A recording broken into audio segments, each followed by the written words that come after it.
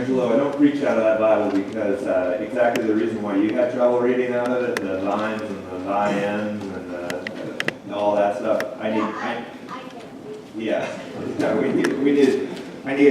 it easier for Pastor Jim. So I want to say thank you and welcome for coming to celebrate and remember the saints this morning in worship. And maybe I want to talk a little bit about what is a saint, all right? Because I don't know if you know this, but one of the most common questions that I get as a Lutheran pastor, people will say, so what do you guys think about saints? What do the saints do? What do you believe about the saints? I mean, they must be pretty important to us, right? Because we're always naming churches after them. Welcome to St. Peter's Lutheran Church. And it isn't just churches. We name hospitals after saints, right? We name colleges. Even a professional football team. Saint is a word that many of us use on a regular basis in conversation. How many of us have ever heard, she's a saint for putting up with him? All you men nod your head. Or, thanks for the help, you're a saint. What do we usually mean when we call someone a saint? What do we mean? A really good person? A new person in the church? Special. Helpful. Saint is it's a powerful word, right? You know, to say to somebody you're a saint is a pretty powerful compliment. And we often use it to describe people exactly how you said, you know, helpful, good, special, you know, somebody who's affiliated with the church. Someone who goes above and beyond what is expected. People who jump into my mind when I hear the word saint are folks like Dietrich Bonhoeffer. I don't know if you know who he is. He was a German pastor who gave his life resisting Hitler from inside Nazi Germany. Bishop Desmond Tutu, who helped to lead a nonviolent movement to bring the end to apartheid in South Africa. Or, newly minted saint, Mother Teresa, a nun who served the poor, the sick, and the suffering in India, but also around the world. And yet, when these names jump into my mind, I'm not sure if these examples really help us to understand sainthood. What they have done, what they have accomplished is amazing and inspirational.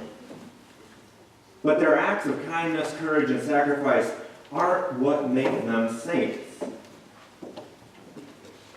As Christians, here's your test for the morning, who also happen to be Lutherans, how do we understand who gets declared a saint?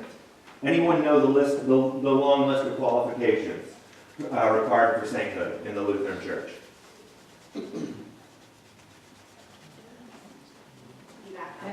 Very good. Yep, right here. You all are saints.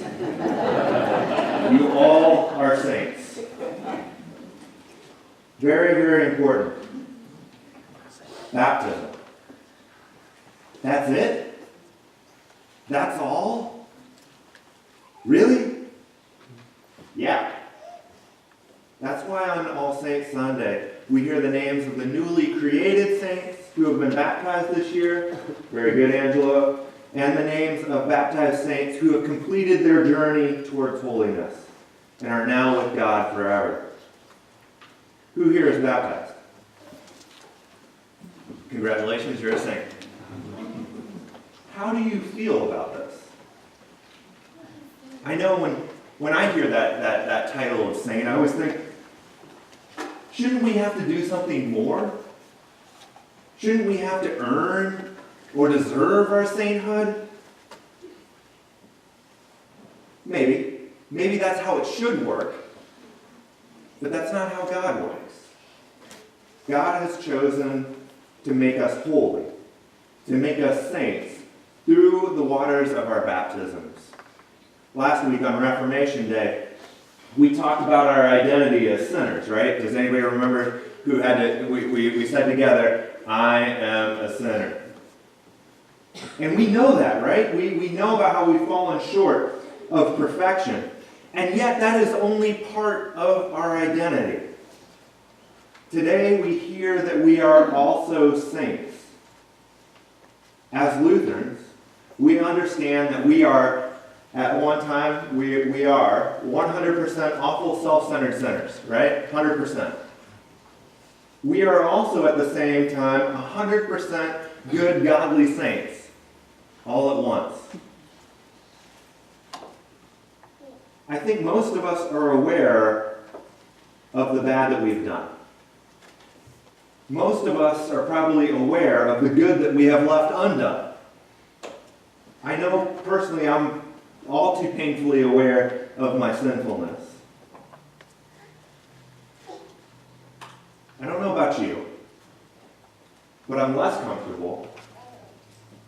I'm more unsure of how to react when somebody tells me the truth about my sainthood. I want to be like, nope, not me, God. You must mean somebody else. You must mean one of those good people. Maybe this is why we need All Saints Sunday, to remind each of us who we truly are, beloved children of God. I'll tell you a story. One of my all-time heroes, and maybe a candidate for sainthood, tells about how God looks at us. His name is Father Greg Boyle. He works with gang members out in Los Angeles, but he was telling a story about his spiritual director. And this friend, he was an adult, and his elderly father got cancer and was dying.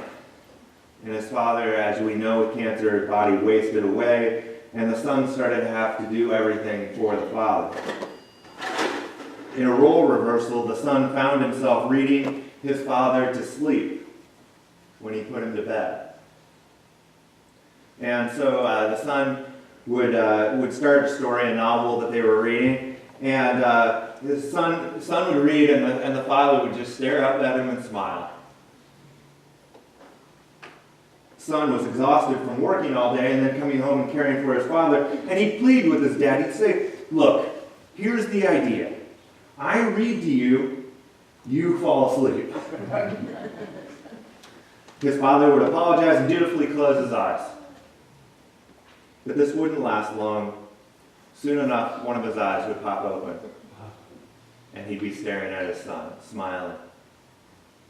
And his son would catch him and whine, and his dad would shut his eyes again until he couldn't anymore, and his other eye would pop open to catch a glimpse of his son.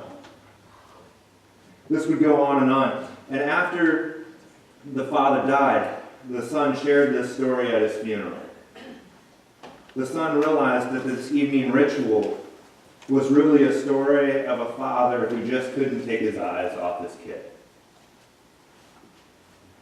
This is the sum of the gospel. This is the story of the entire Bible. A father who just can't take his eyes off his kids. You and me.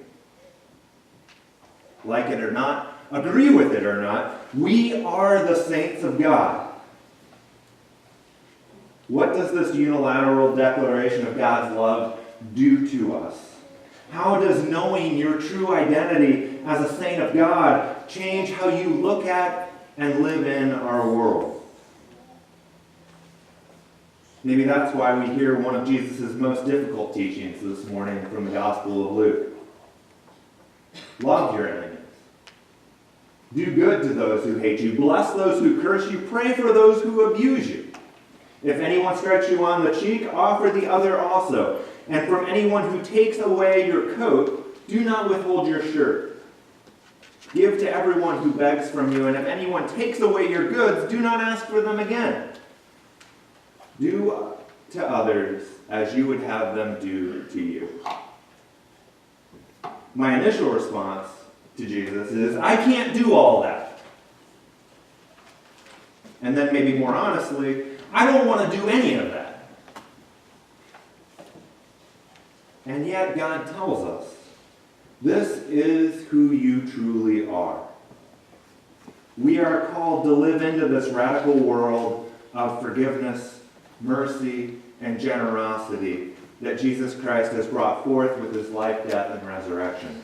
These are not instructions for some super saints out there, but rather a whole new way of living and being for all of the baptized. We are called to be ordinary saints in ordinary times.